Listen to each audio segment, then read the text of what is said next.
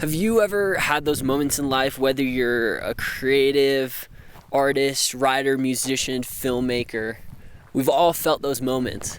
An overwhelming feeling of failure, fear, self-doubt, procrastination, addiction, distraction, perfectionism. This resistance will paralyze us and discourage us and maybe even make us give up. This is exactly what happened to me 2 years ago. As a musician and producer, I was hearing so many lies. You are not good enough. You are not valuable.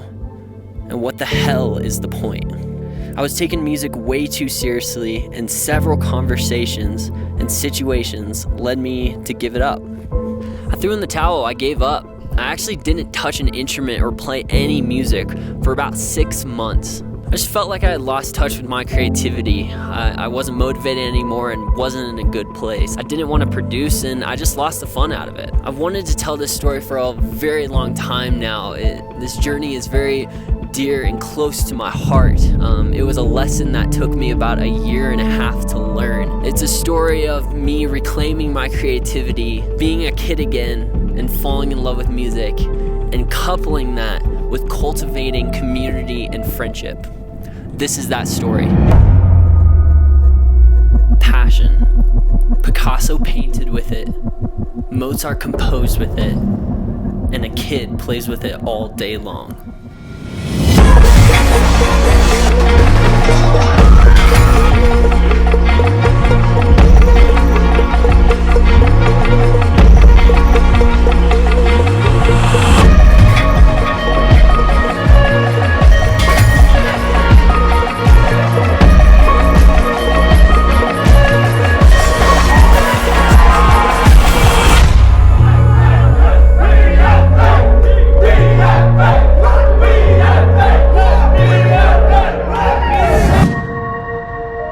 So how did this all begin? This actually started October 23rd, 2018, so about 1.5 years ago.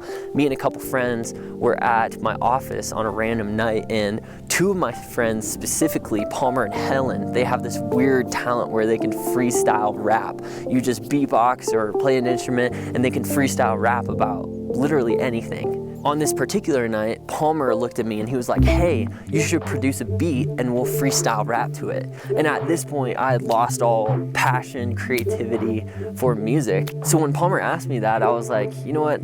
This isn't for anything. There's no pressure with it. I'm just gonna do it. So I start producing a beat, and then Palmer and Helen start freestyle rapping to it. And we're like, oh, we need a chorus. Daisy, she's another one of my friends. She's an incredible singer. We looked at her and she was like, oh, I gotta leave. And Palmer was like, hey, if you leave, you're gonna have FOMO. And then she was like, okay, I'll sing. And we started writing, and she started singing the chorus about the fear of missing out, FOMO. And boom, at 1 a.m., we have an entire song. It's 1 a.m. I don't know what just happened, but we just made a banger song. So at this point, we are all stoked. We go home, and the song starts to circulate around our friend group that we just created this random song. And Palmer and Helen start hyping up that there's gonna be a music video to this. And I was like, who do you think is gonna do the music video, guys? And they're like, you're gonna do it. You're gonna film it. And I was like, I don't know about this. Like, I was still kind of like on edge, but you know what? I said yes. I was like, all right, let's do it. The music video was absolutely wild. Everyone came. It was just a chance for us to have fun, create, just be crazy, and film this epic music video, you know, in a thrift store. We used Palmer's Astro van, and we had Robbie, you know, be the FOMO guy and have his dinosaur outfit and everything. It was just the whole thing, the whole scene was just ridiculous. Yeah, you thought that you were missing out. You were missing out. You got FOMO now. So we just finished up. I don't really know what that was, but it was freaking fun. This is is what creativity is all about. I'm serious. This is what it's about. It's fun. So at this point, we have a song on iTunes and Spotify. We made a music video to it. This joke has already gone way too far. And 2 weeks later, Palmer hits me up and he's like, hey, let's hit the studio again. We are going to the studio.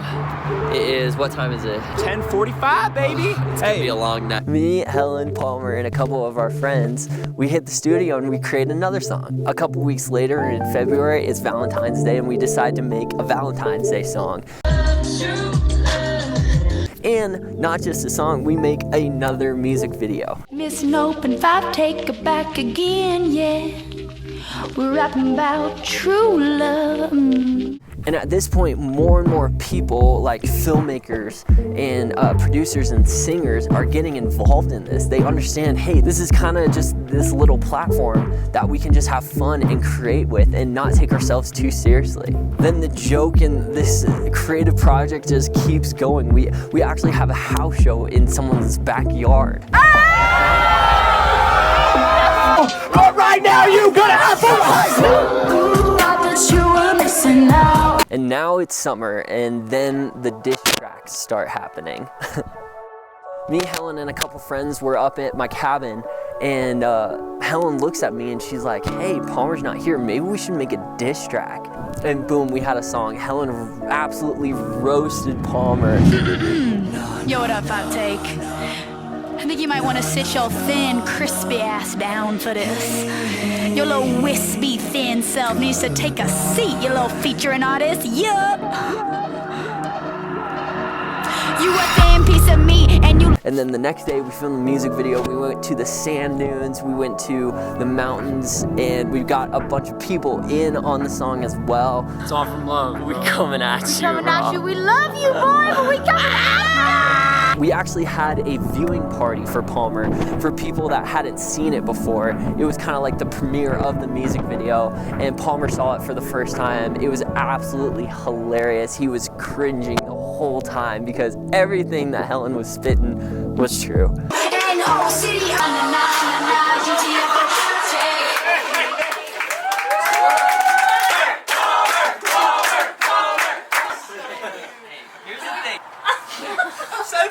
No, I'm unroastable, baby. I'm unroastable. 5 takes coming back with a rebuttal. Then the rebuttal happened. Me, Palmer, and the boys hit the studio, and we crafted the perfect rebuttal diss track song to Helen. 100% boss, 110% fresh, 1000% positive that I'm the best. 1,000,000% talent, 1,000,000,000% made of my ego so damn big that I forgot your name, bitch. Yeah. We're starting to have inside jokes, and we're doing the music videos and songs and hitting the studio. It's really cultivating this incredible community of creatives to be like, hey, here's a platform that we can step back maybe from our regular creative rhythms and just have fun, get back to the basics of creativity. What else happened? Oh, 5 Take Beat Dom and Young Miss Note played at our wedding and surprised me and Sarah.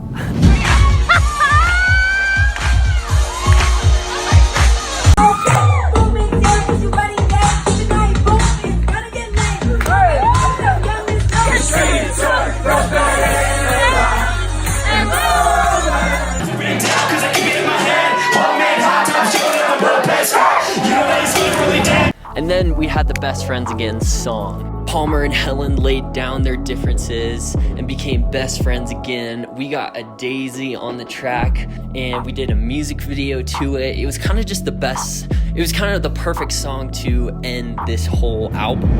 Best friends forever, we gon' be, 'cause we gon' be alright.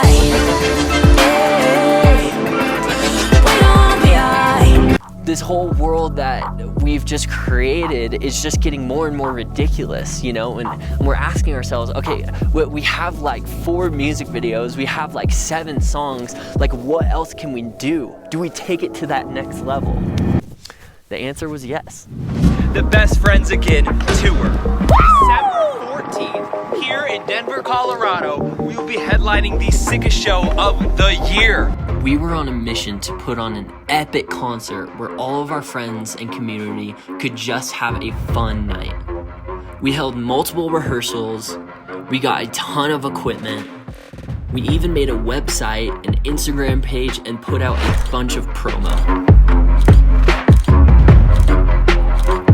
We actually made merchandise for the BFA tour. One of my friends, Jake, shout out Jake, dude. He's like this crazy dude that just throws parties and is super passionate and creative. He made the merchandise, and we had like a promo video for it as well. Oh, you gotta dancing to the beat. Love is all we need. Give me all you got. And man, that night was absolutely incredible. I think like 100 or so people showed up, and we just raged the entire time.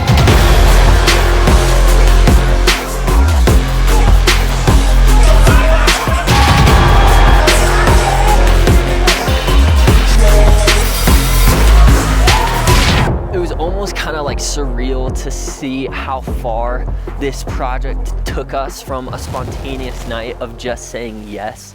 Man, I've been so blessed by this journey and the things that I've learned through this. I really feel like this project is gonna be really a fingerprint on my life that I will never forget. So if you find yourself in maybe like a creative rut or block, or maybe if you've given up on your dream, here's some of the biggest things that I learned from this entire project. You gotta be a kid again. Go back to when you were a kid creating. 2, be spontaneous. 3, you gotta have fun. Don't take yourself too seriously. In this world, we're supposed to have fun. Let's have fun. And 4, remember to cultivate community. Find friends, find a community, and create with that community. It's an invitation. It's an invitation to create and grow in relationship and creation with our friends. Boom! That felt good. That's it, guys. If you guys have any other questions, please comment down below. I would love to like start a conversation about some of this stuff. If you might have like another question, like DM me on Instagram. Here's my Instagram handle right there. But yeah, really hope this was helpful. I'm so glad I got to share this with you. And if you're still around, thank you for watching. Thank you for listening. And we'll see you next time.